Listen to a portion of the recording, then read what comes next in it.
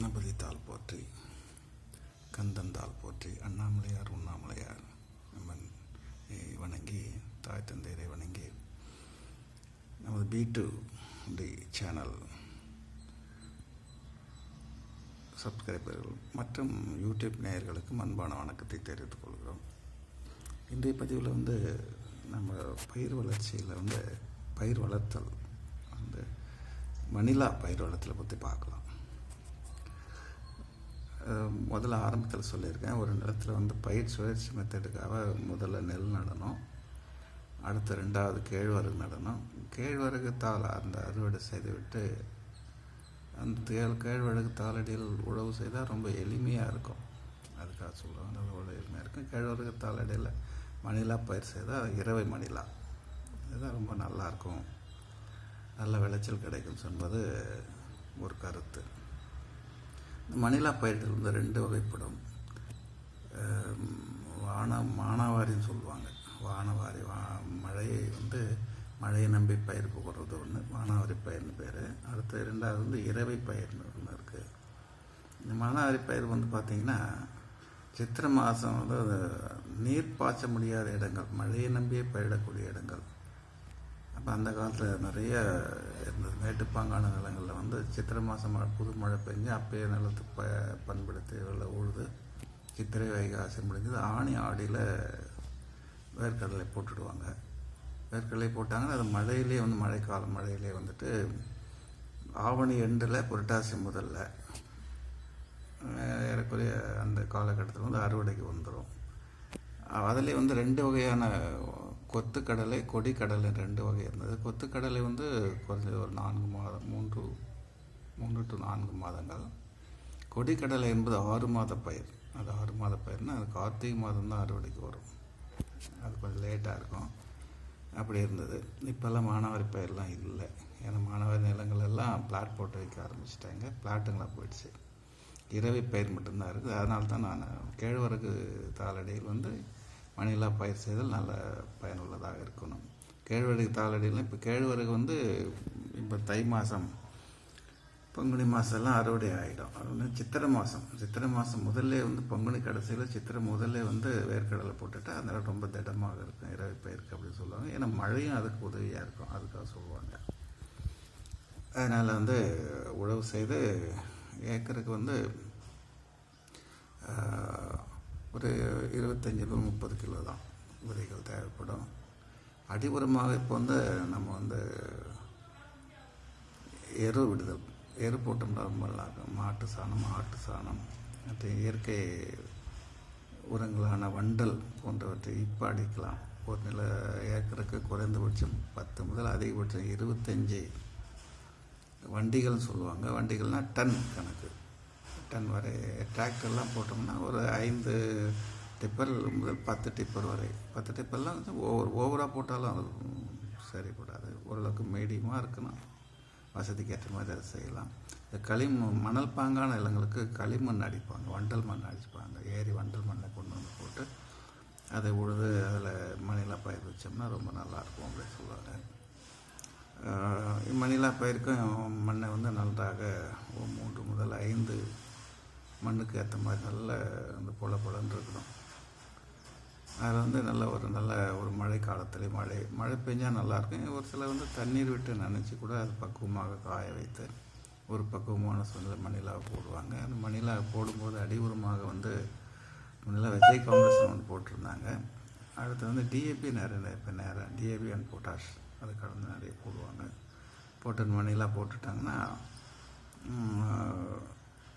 அது முளைப்புத்திறன் பாதிக்காமல், பூஞ்சான் அடிக்காமல் இருக்கிறது. அது கூட ஒரு சில மருந்துகள் கலந்து போடுவாங்க. அதையும் கலந்து போட்டுட்டோம்னு வச்சுங்களேன், ஒரு 10-15 நாளில் நல்லா முளைச்சி வந்துடும். ஒரு 20-25 நாளில் முதல் களை எடுத்தல், ஊசி களை கட்டுக்கொண்டு முதல் களை எடுத்து விட்டுடணும். எடுத்துகிட்டு தண்ணீர் பாய்ச்சனோம்னா ஒரு 40-45 நாளுக்கு மேலே ஓரளவுக்கு பூக்கிற தருணம். அந்த பூக்கிற தருணத்தில் மேல் உரமாக தழை உரம், யூரியா, பொட்டாஷ் கலந்து போட்டுட்டு மண் அணைக்கணும். மண் அணைச்சோம்னா ரொம்ப அருமையாக இருக்கும். மண் அணைச்சிட்டு அதுக்கப்புறம் நிறைய தண்ணீர் பாய்ச்சணும். தண்ணீர் பாய்ச்சும்போது ரொம்ப சிறப்பாக இருக்கும். 60-70 நாளுக்கு மேலே பிஞ்சு இறங்கும். பிஞ்சு இறங்குற சூழ்நிலை வந்து 2 வகையான பூச்சிகள் இருக்குது. இளம் மணிலாவில் வந்து இலை சுருட்டு புழுன்னு ஒன்று வரும், ஒரு கரும. அதை வந்து தான் மணிலா வர்க்கத்தை அழிச்சு போச்சு. அடுத்தது கொஞ்சம் நல்லா வளர்ந்த பிறகு புருடினியா புழுன்னு பச்சை கலரில் ஒரு பூச்சி இருக்கும். அது கண்ணுக்கே தெரியாது. ஆனால் அங்கங்கே பார்த்தீங்கன்னா இலையில ஓட்டையாக இருக்கும். மாடு மேயிற மாதிரி மேய்க்கிறோம். அந்த புழுக்கு அதுக்கு என்ன மருந்தோ அதை வந்து நம்ம அக்ரிகல்ச்சர் கடையில் கேட்டோம்னா சொல்லுவாங்க. அதை நம்ம பயன்படுத்தி அதை கட்டுப்படுத்தணும்.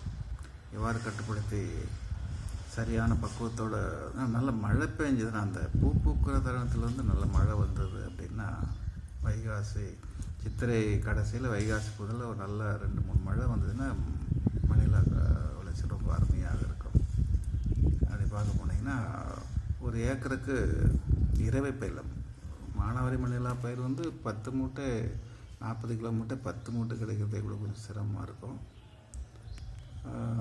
இறைவை பயிரில் வந்து குறைஞ்சது 25 முதல் நல்ல விளைச்சல் தட்டமான விளைச்சலாக இருந்தால் 40 மூட்டைகள் கூட கிடைக்கிறதுக்கு வாய்ப்பு இருக்கிறது. நம்ம கவனமான பயிர்கள் மூலம் அது பயிர் செய்யலாம், ரொம்ப நல்லாயிருக்கும். அடுத்து இதில் புதுசாக ஒரு புதுமை மெத்தேடு வந்து வேறு எங்கேயோ ராஜஸ்தானில் பண்ணுறாங்க போல் இருக்குது. அது நீங்களும் செஞ்சு பார்க்கலாம் முடிஞ்சால். நம்ம கரும்பு, கம்பு போன்ற மிளகாய் போன்ற பயிர்களுக்கு வந்து பார் ஓட்டி இந்த பாரில் வந்து நடுவோம்ல. பாரின் கன்னத்தில் கட்டிட்டு கரும்புக்கு மட்டும்தான் அந்த ஒரு பாறை மடித்து போட்டு பண்ணுவோம். அதே போல் வேர்க்கடலைக்கும் வந்து வேர்க்கடலை அதை நட்டுட்டு ஒரு அந்த 30-35 நாள் இல்லை 40 நாள் கொஞ்சம் வளர்ச்சிக்கு ஏற்ற மாதிரி ஓரளவு வளர்ச்சியாக இருக்கிற நேரத்தில் அந்த பாறை ஓட்டி கால் எடுத்து கட்டிட்டு அந்த பாறை ஓட்டுறதுக்கு முன்னாடி 2வது களை கொட்டிட்டு பாறை ஓட்டணும். பாறை ஓட்டும்போது கொஞ்சம் கூடுதலான மேல் உரங்கள் அடி உரம் கலந்தே போடலாம். கலந்து போட்டுட்டு மண் அணைச்சி விட்டுட்டோம்னா மிக சிறப்பான செடி வந்து வளர்ச்சி வந்து அசுர வளர்ச்சி மாதிரி இருக்கும். ஒரு செடிக்கும் குறைந்தபட்சம் 100 முதல் 150 காய்கள் வரை இருக்க வாய்ப்பு இருக்கிறது. நம்ம சாதாரண பயிர் வளர்ச்சியில் பார்த்திங்கன்னா ஒரு 10 முதல் 25-30 காய்கள் வரை வாய்ப்பு இருக்குது. நல்ல செடிகள் 50 காய்கள் கூட இருக்கும். இப்போ இதுபோல் மண்ணணைத்தல் முறையில் பார்த்திங்கன்னா குறைந்தபட்சம் 50லேருந்து அதிகபட்சம் 150 வரை காய்கள் இருக்கும். அறுவடை செய்வதற்கும் ரொம்ப எளிமையாக இருக்கும். அந்த மாதிரி நீங்கள் செய்து பார்க்கலாம், நல்ல விளைச்சல் கிடைக்கும். இப்போ நான் ஏன் பயிர் வளர்ச்சியை சொன்னேன், பயிர் சுழற்சியை ஏன் சொன்னேன்னு கேட்டிங்கன்னா, ஒன்று எருவிடுதல் வந்து நெல் நடும்போது நெல் பயிரில் எரு போடணும். இந்த கேழ்வரகு நடும்போது இல்லை மணிலா போடும்போதே கூட அடி அந்த எரு போட தேவையில்லை. ஏன்னா அப்படி மணிலா போடும்போது அடி உரம் போட்டோம்னு வச்சிங்களேன், செல் என்று சொல்லக்கூடிய கரையான் அறிவு வாய்ப்பு இருக்கிறது. அது கரையான் அறியாமல் இருக்கணும் அப்படின்னா அதுக்குள்ள வேப்ப முன்னாக்கு கலந்து பயன்படுத்தினா அது நம்ம நல்லாயிருக்கும். இந்த 3 பயிர் சுழற்சி வந்து ஒரே பயிர் தொடர்ந்து பண்ணோம்னா மண்ணில் வந்து வளம் குறைய வாய்ப்பு இருக்கிறது.